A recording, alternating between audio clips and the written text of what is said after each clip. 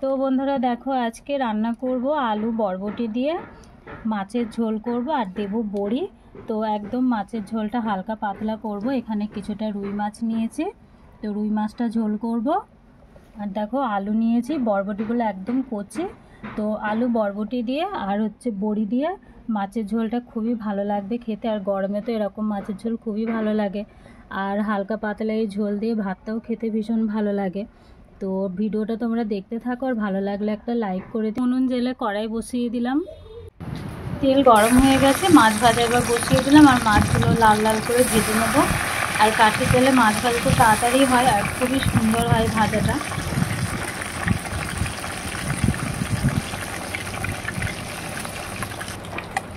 আর উনুনটাও খুব ভালো জ্বলছে। এক পিঠ ভাজা হয়ে গেল, আর এক পিঠ উল্টে দিচ্ছি।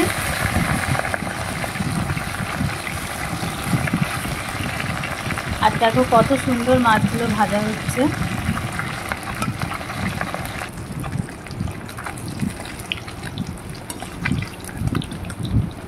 দেখো কত সুন্দর লাল হচ্ছে। তো পরেও মাছগুলো ভেজে নিলাম। তো সব মাছগুলো ভেজে নেওয়া হয়ে গেল, একদম লাল লাল করে কড়কড়ে করে ভেজে নিলাম। এবার বরবটি আর আলু ভাজা করে নেব, একটু ভালো করে ভাজা করে নেব।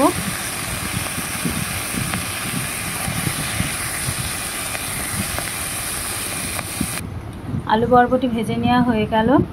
কড়াইয়ে আবার সরষের তেল দিয়ে দিলাম। এবার আমি বড়িগুলো ভেজে নিচ্ছি।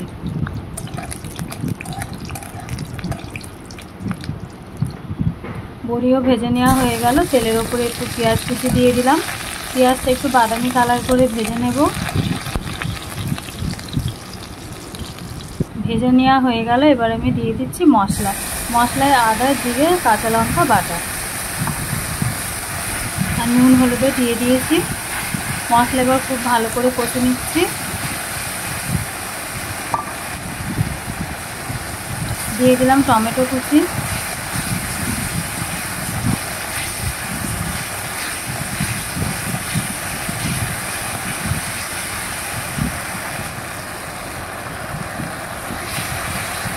তো খুব ভালো করে মশলা কষা হয়ে এসেছে।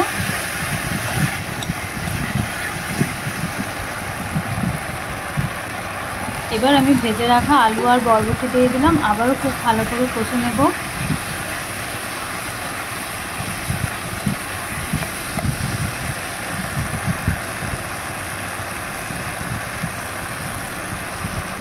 তো কষে নেওয়া হয়ে গেল, আর মশলা থেকে তেল ছেড়ে গেছে। তো খুব ভালো করে কষে নিলাম।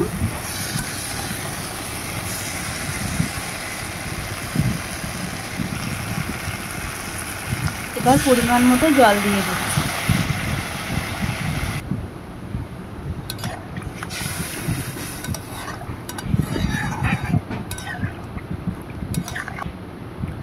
এবার ঢাকা দিয়ে দিলাম। তো ফুটে গেছে, ঢাকাটা খুলে দিলাম।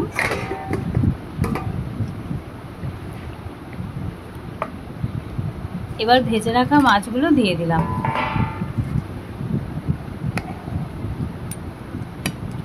আর ঝোলটা হচ্ছে দেখো একদম হালকা পাতলা।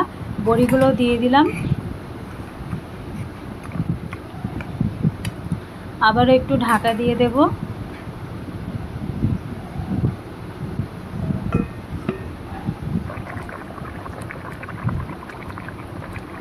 ঢাকাটা খুলে দিলাম। এবার আমি দেখে নিচ্ছি আলুটা গলেছে কিনা। আলু খুব সুন্দরভাবে গলে গেছে।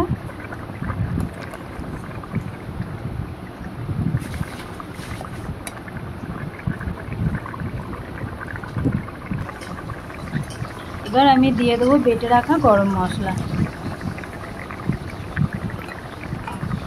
এবার গরম মশলা ভালো করে ঝোলের মধ্যে মিশিয়ে নিলাম। তৈরি হয়ে গেল আলু বরবটি আর বড়ি দিয়ে হালকা পাতলা রুই মাছের ঝোল।